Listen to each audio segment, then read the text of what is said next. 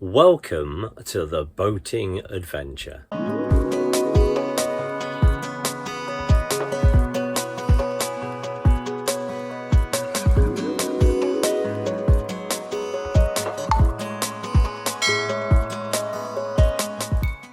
It's Tuesday, the 19th of December 2023, and I've brought the caravan up to York, and I'm currently staying at the Rowntree Park Caravan and Motorhome Club site at the side of the River Ouse.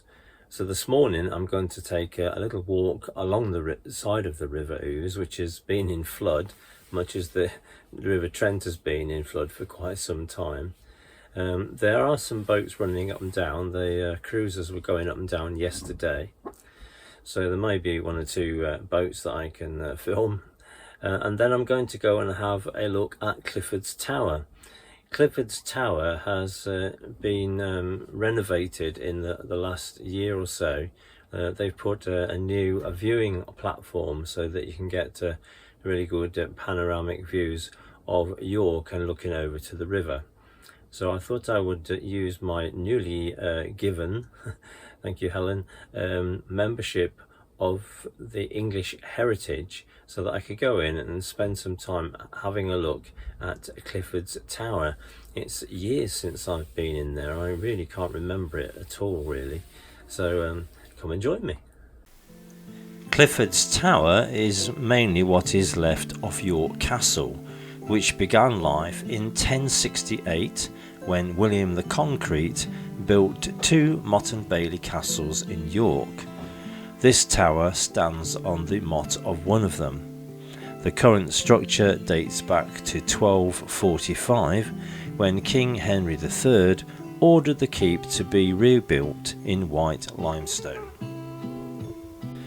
The tower is thought to be named after Roger de Clifford, who was executed after the Battle of Burbage in 1322, and whose body was displayed on a gibbet at the castle. These neoclassical buildings stand on the site of the old Castle Bailey, and they are used as a museum and the Crown Court.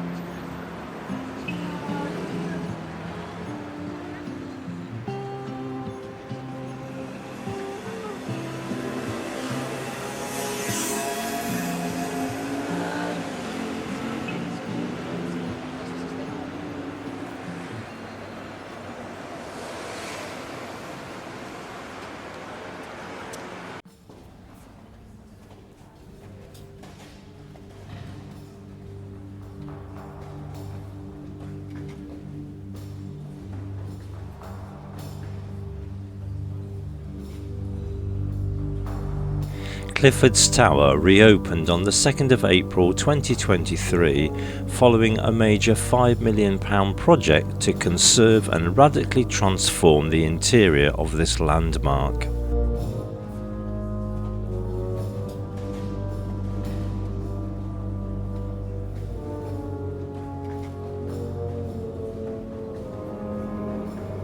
Where previously the tower was an empty shell, a freestanding timber structure within it has been installed, protecting the ruin and creating a new roof deck to provide magnificent views over York.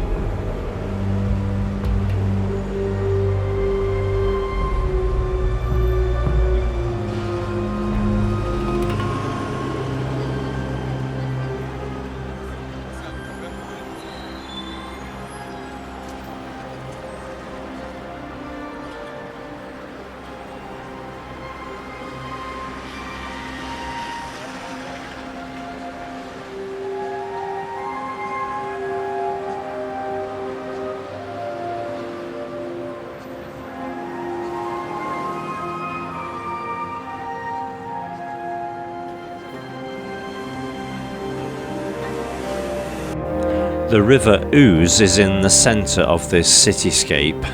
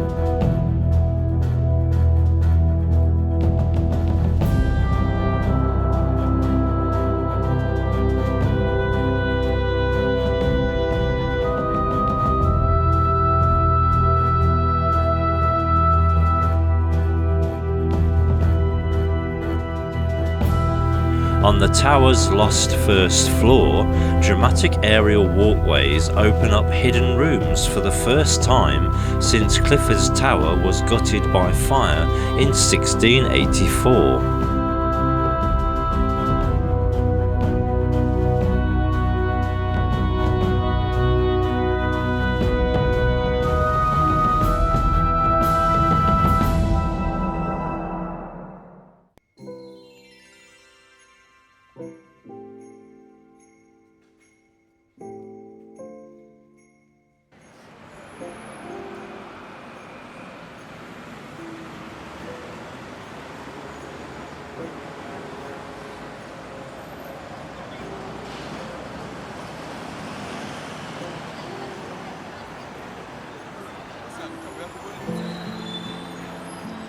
Henry III's chapel is now open after experts repaired its roof and carefully conserved its medieval stonework.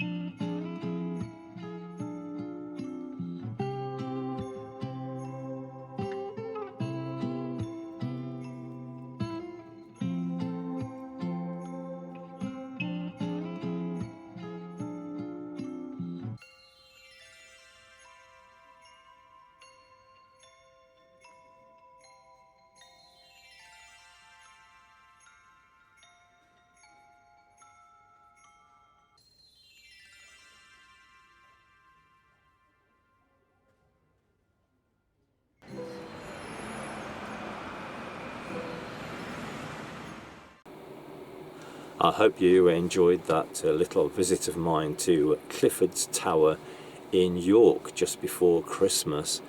I didn't in the end do any more filming in York because the weather really turned, and we had a storm and it was very, very windy. So trying to do any more filming, particularly outdoors, would have been extremely difficult. It was so bad, in fact, that I stayed on an extra night because I didn't want to be towing the caravan down the motorway in the conditions on the Thursday of that week. So I stayed on until Friday when it was slightly less windy and managed to get back okay. It's now Saturday the 30th of December 2023, and we've done the Christmas bit, and I hope you all had a nice Christmas. And I'm back over on the boat because again I want to check to make sure everything is okay. I'm due to go to Blackpool, and by the time you see this video I hope you will have seen my New Year's Eve video, which is from Blackpool. So that's why I'm going up there. To be in Blackpool for that. So I need to just check again the bilges. I'm just going to take the boards away at the front of the boat here, check underneath, make sure everything's okay, and then I'm going to check the bilge at the back of the boat at the stern. That one tends to collect more water. It's because the boat is running down that way really. You tend to get a lot of condensation formed on the roof of the canopy. The boat has been heated right through the November, December, and I shall keep the heating on now right through the winter. I've only got the two little electric bar heaters. They're only 40 watts each, so 80 watts. It's just enough in this small space to keep it dry and aired. And I think with all the electrical equipment around about, it's a good idea to keep it nice and dry. Electrics don't tend to work very well when they're damp, so I think it costs around about £1 a day. So for £30 a month, I'm keeping everything nice and dry so that I can get this boat out as soon as the weather permits. The river levels really have been going up and down like a fiddler's elbow, because I look out of the window from Lisbon House onto the garden there, and I can see just from even before I leave the house how wet it is outside, and the little ditch and the stream that runs at the bottom of our garden. I'm filming this at the bottom of the Lisbon House garden. The other side of this fence there is a ditch which comes off the wood at the side of Lisbon House, and it's very fast flowing at the moment. Whenever I see this puddle formed, I know that the River Trent is going to be in flood, because this water eventually goes downhill and through a series of culverts it goes into the River Derwent, and it enters the River Derwent at Pride Park, and then that flows eventually into the River Trent just at Sawley. So I know that eventually, after a long process, this water is probably going to find itself flowing past the swamp duck. So to me this is as good an indication as to what's happening with water levels as anything. So you can see that's a real indication of how things are doing down here at Sawley Marina. I don't really have to look at the weather forecast or anything like that. Or the river levels on an app. I can just look out of the window, and it's a really good indication is that little stream at the bottom of the garden. So first of all I'm going to remove the boards at the front of the boat, check the bilge there, and then I'm going to sort the bilge at the back. But before I do all that, a cup of tea from my new The Boating Adventure mug. Thank you very much. Liz and Dan for that gift, and it's got a little subscription button there. Hint, if you haven't yet subscribed, then please do so. So, cup of tea and then make some headway. In order to get to the front bilge here, I do need to remove all of these cushions and bed boards and so on, so I can get down to the bottom of the boat just to make sure everything is okay.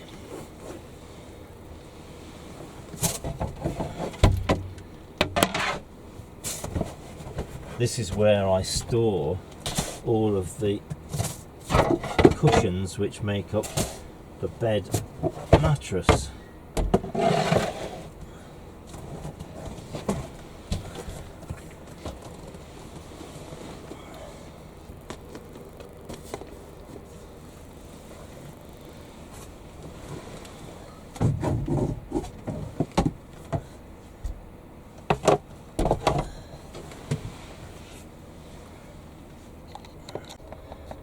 So I've got down to the front of the boat here, and there's a little bit of water there, not much. That's just condensation.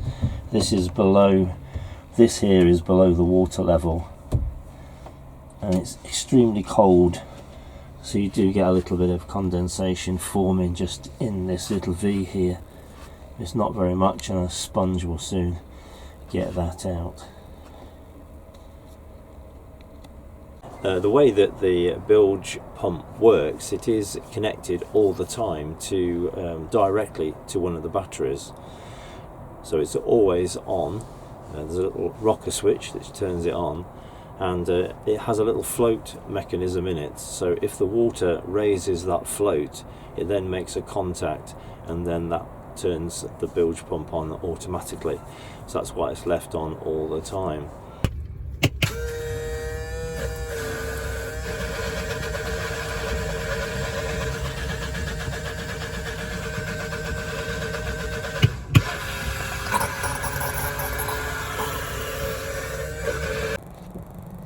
So I've managed to get the pump working. That's taken most of it out. I'm just going to finish it off now with the sponge, and then make sure that the bilge pump is left on. The other place to check on this boat is the engine well. The last time I had the cover off, there's quite a lot of water in there. Some leaves had kind of blown in underneath, and they had blocked the drainage holes up, so I had to clear those, and the water soon ran away, so it's worth keeping a check on those too. Okay, that looks good to me. The drainage holes are still okay, and nothing preventing them from getting rid of the water. There's just one there in that corner and one in the opposite corner, so nothing to do there. And here's a friend come to see us, or two friends.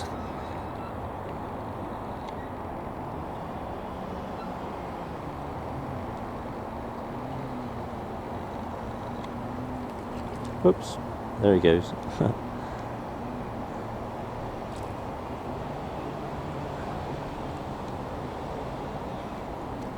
Okay, so both bilges are now cleaned and dry, and I can set off to Blackpool knowing that I've done that little job. But then obviously when I come back I have to do it all over again. Such is boat life when it's just sitting here in the marina, just getting wet. Last year I managed to get the boat out around about the 24th of January. That was my first night out on the boat. So see how it goes. I really want to get going. The last time I took the swamp duck out was towards the end of November, and that's when I went over to Nottingham to the Christmas market there, and I produced that real-time video.